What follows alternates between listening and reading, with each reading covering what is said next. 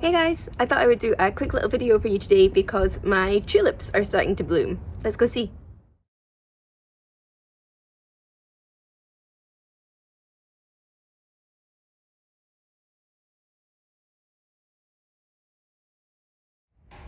Okay, these tulips are starting to come into bloom down this silly little side garden of mine that's in the shade. And I have a kind of mixed bag here. So these are kind of some yellow peachy ones that I planted that are still really small and stunted. Now this is not the best place for me to be growing these, it's just this is the only place I can grow these. And they haven't been getting enough sun, which is why they're coming up quite stunted. And I'm hoping that they're going to get a bit longer before the flower heads start to open. But these purple ones, I'm so happy with. These guys are so beautiful. Look at them, they're gorgeous. I wasn't really into tulips. I wasn't overly interested in growing them. I thought they were quite boring, but then I thought, well, I will try with some of these slightly fancier varieties and see if they're any nicer. And I'm so impressed. I mean, these are gorgeous. They're not like any tulip I've ever seen before. They're almost like a peony. You know, they're not growing as tall, although this other one is quite tall, this guy here. But again, I think that's because they're not in the right spot to really be doing the best that they could. And the reason I put them here was because I didn't know if I was going to have my allotment again this year. So I couldn't put them in my allotment. I had to have them, all of my spring flowers here. So I am planning on moving these down to the allotment next year and hoping that they will do better. But right now I'm going to show you how I am going to cut these. Now, this is very different depending on what you want them for. If you are growing flowers in your garden and you just want to bring some in and have them in a nice vase in your garden, but you want your tulips to come back next year, then you're going to harvest them in a very different way from if you're growing them for a specific purpose. So if you're growing these because you want tulips for your wedding flowers, for example, or you want to give them to someone in a bouquet or something like that, then you're going to want the longest stem that you can get on your tulips, and that's going to really affect how you cut them, and I'll show you that right here. Okay, so you can see here that these tulips are of a similar height and size. If I was cutting these for event work, I would have cut them earlier. These are very open. You want to cut them when they're still kind of closed up a little bit. It was raining yesterday, so I didn't want to cut them then, but these have gone a little bit over. But for just in my home, that's fine. I don't mind that at all.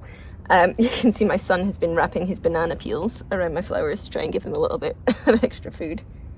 So these are of two similar sizes, but depending on how we cut them, it really affects the stem length. Okay, so if I am cutting for me and my home, and I want to use these bulbs again next year, then it's really important that I leave the bottom leaves on.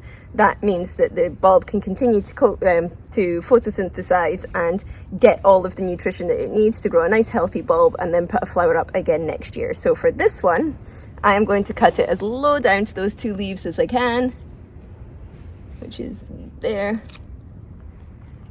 And that gives me this. Okay? I'm going to take off that bottom leaf as well. And that leaves the leaves here, and that's going to give me a bulb for next year.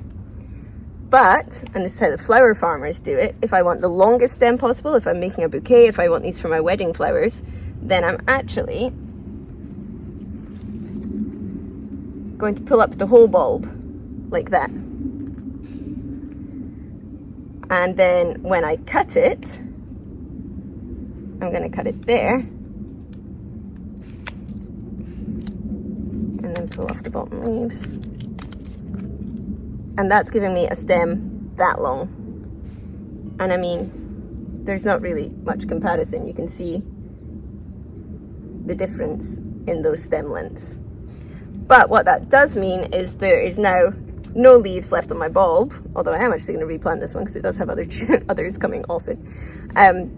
So if I was a flower farmer, I would have dug that up, and then I can't use this bulb anymore because it doesn't have enough leaves for it to photosynthesize again for next year. So this just has to go on the compost pile.